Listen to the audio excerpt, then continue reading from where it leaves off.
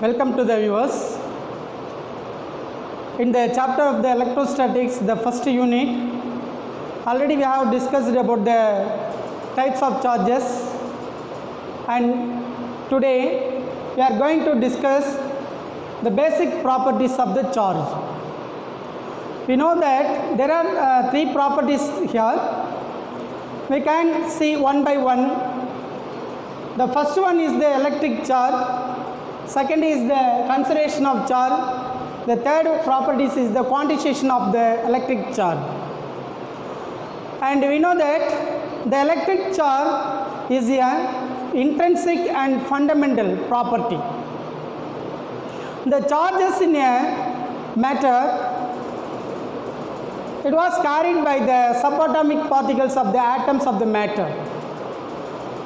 You should understand that the charges causes the matter to experience the force, that is nothing but the electrostatic force, when it is placed in an electromagnetic field. And we can see that the first case is the electric charge.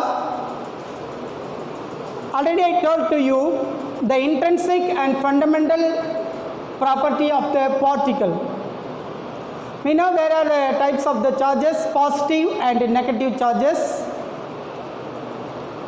The charges are carried by the subatomic particles, like the positive charge is carried by the electron, the negative charge is carried by the negative charge is carried by the electron, positive charge is carried by the proton.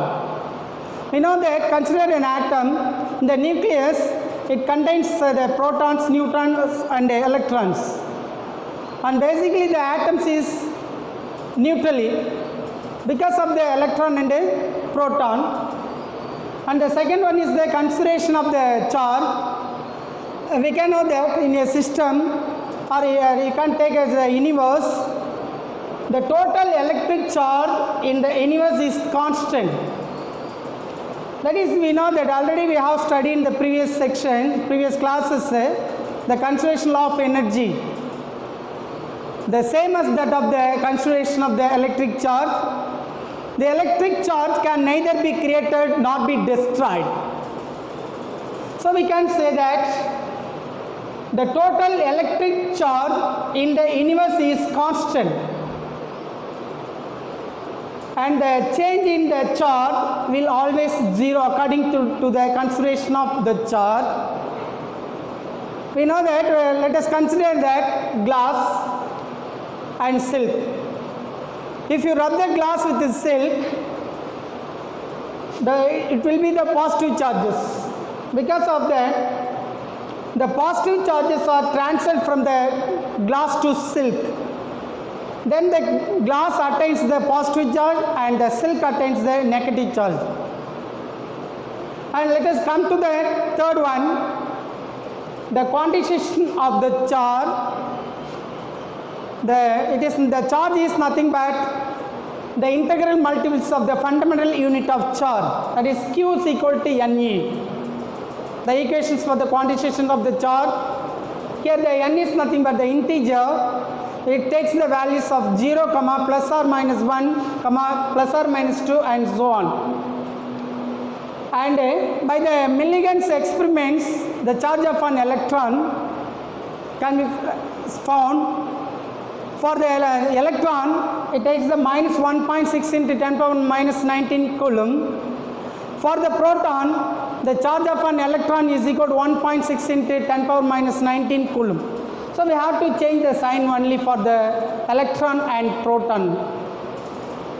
And after that, the charges are treated to be continuous in the case of the quantization of electric charge. This means what is that? To be continuous, but not in discrete pattern. And after that, come to the Coulomb's law. The Coulomb's law is used to find out the electrostatic force between the two stationary charges.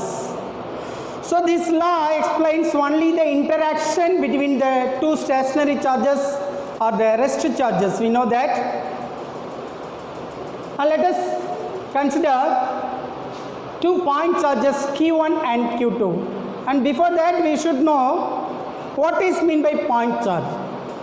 We know charge is a huge amount and the point charge is a very small one from the charges. Let us consider the 2 point charges, that is nothing but the stationary charges or the rest charges. And it is taken in the free space or the vacuum. And these two stationary charges are separated at a distance of r as shown in the diagram. And he found that the electrostatics between the charges Q1 and Q2, when it is separated at a distance r, then the electrostatic force on Q2 by Q1 along the direction from Q1 to Q2, that is F21 vector. And we can explain this. The Q1, Q2 are the stationary charges and are the distance between the stationary charges, and the force on Q2 by Q1, we can write the electrostatic force according to the Coulomb's law. F21 vector is directly proportional to the product of the charges and inversely proportional to the square of the distance between the 2 point charges. Okay, right? See here. So this is the first one and second equations. If you combine these two equations, we can get this equation. The F21 vector proportional to Q1, Q2 by R square. If you want to remove the proportionality factor, some the constants will become there. So here we can write the equations for the Coulomb's law. F21 vector is equal to K in Q1, Q2 by R square. Here K is nothing but the proportionality constant. Proportionality constant, it has the values of 9 into 10 power 9 nm square, Newton meter squared, C power minus 2. So this is the value of K and this is a unit. You should keep it in mind, the unit also. And here the epsilon naught is nothing but the permittivity of free space or in vacuum. So it takes the values of 8.854 into 10 power minus 12, the value of epsilon naught. Epsilon naught is equal to 8.85 into 10 power minus 12 C Coulomb squared, Newton power minus 1, meter power minus 2. You see the unit is what inversions of the unit of epsilon naught is inversions of the proportionality constant K values, and this is the Coulomb's law. We can state the Coulomb's law of electrostatics. The electrostatic between the two stationary charges is directly proportional to the product of the charges and inversely proportional to the distance between the charges. That's all. And it takes some other aspects. The important aspects of the Coulomb's law. It's very important from the Coulomb's law. The first of all, we know that the force, the electrostatic between the two stationary charges is directly proportional to the product of the charges, and the force is inversely proportional to the square of the distance. And second aspect is the force on Q2 by Q1 is along the direction of Q1 to Q2 as shown in the diagram. We know that already we have seen in the Coulomb's law explanation. Here we can, the R12 is the unit vector. So the direction is from Q1 to Q2. So otherwise we can say that if the force on Q1 by the charge Q2, the directions of the force is from Q2 to Q1. It is what? The opposite direction. The R12 cap minus R12 cap is oppositely equal. And the third aspects of the Coulomb's law, the SI units we can write the proportionality constant K value. K is equal to 1 by 4 pi epsilon naught 9 into 10 power 9 Newton meter squared Coulomb power minus 2 here. and the epsilon naught is the permittivity of free space or in vacuum. It takes the value of 8.85 into 10 power minus 12 coulomb square, Newton power minus 1, Newton power minus 2. And fourth aspects of the Coulomb's law here, if the charges are Q1 and Q2 are considered to be 1 coulomb, that is Q1 is equal to Q2 is equal to 1 coulomb. If the charges are separated at a distance of 1 meter, then we can write the electrostatic forces. The magnitude of the electrostatic forces F is equal to 9 into 10 power 9 into 1 by 1 is equal to 9 into 10 power 9 Newton. So this value is a very huge values there. The amount of value is very huge one. The force is only what? The force is huge amount of that. So approximately is equal to the weight of the 1 million ton. The 9 into 10 power 9 Newton, that is nothing but the force. Whenever the charges is considered 1 coulomb, we can get that force 9 into 10 power 9 Newton, which is equal to the weight of 1 million ton. And that in day-to-day life we can see that the electric charges are used in the microcoulomb and nanocoulomb. 1 microcoulomb is equal to 10 power minus 6 coulomb, and 1 nanocoulomb is equal to 10 power minus 9 coulomb. And for a, so it is taken whenever the charges are kept in a free space or in vacuum. For the given medium, we can write the force of the electrostatic force Q1 Q2 by 4 pi epsilon r squared r12 cap. Here r12 cap is the unit vector. We can know that the epsilon is the permittivity of the medium. We see that here in the case we are considering the epsilon naught, but for the medium we can write the equations here as shown in the equation. Okay, students, let us see the differences between the Coulomb's law and Newton's law of gravitation. And the Coulomb's law and Newton's law of gravitation has the same structure of the structure from the equation. We know that the forces are directly proportional to charges here, but in the case of Newton's law of gravitation, it is directly proportional product of masses. And also it is inversely proportional distance between the 2 point charges. In this case, it is inversely proportional to the distance between the 2 masses of the bodies. And it has the same structure, but it has some other differences between the Coulomb's law and the law of Newton's law of gravitation. So I showed a lot of differences here. It may be asked in the public examinations. It will come in the 3 mark questions. So see the one by one the differences. The first one is, in the case of the Coulomb's law, the force may be attractive or repulsive, because we can use the point charges, the same charges or different charges. If you are considering the 2 charges or the same kind of charges, it will be repulsive force. If the charges are considered the 2 different charges, it may be attractive. We know that in the case of the same charges repulsive to each other, the different charges attractive to each other. But in the case of the Newton's law of gravitation, the force is only the attractive force. In the second one, the electrostatic force depends upon the medium. But in the case of the Newton's law of gravitation, does not depend upon the medium.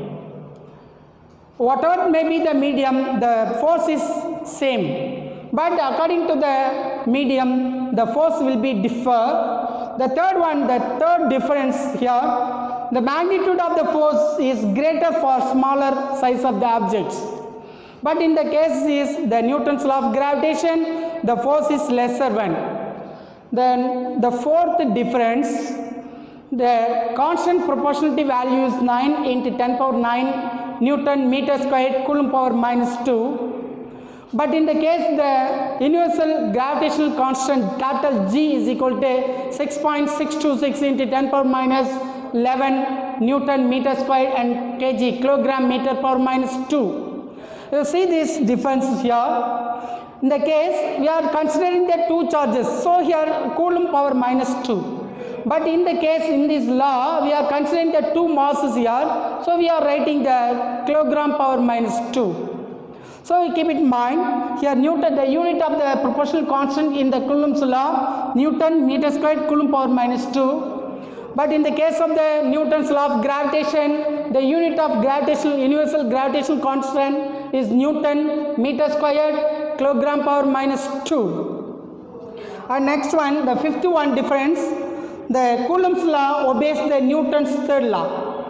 For example, the force acting on Q2 is equal to the force acting on Q1. That is F21 is equal to minus F12. So next one, the sixth differences.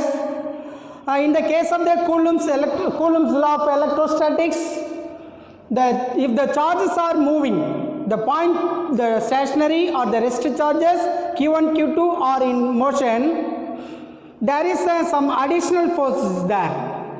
That is already the electrostatic force acting, then additionally we can call it as the Lorentz force. Here also the additive force is there.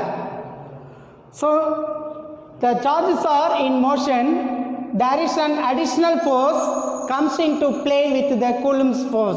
That is the combinations of the two forces, Coulomb's force and the Lorentz force. But in the cases, the masses of the bodies is rest or in motion, there is no change at all the forces. The force is same always. Whether the mass of the body, masses are in motion or at rest, the force is same. So this is the differences between the Coulomb's law of electrostatics and the Newton's law of gravitation. You read all these things. You have to thorough this all the things for your examination.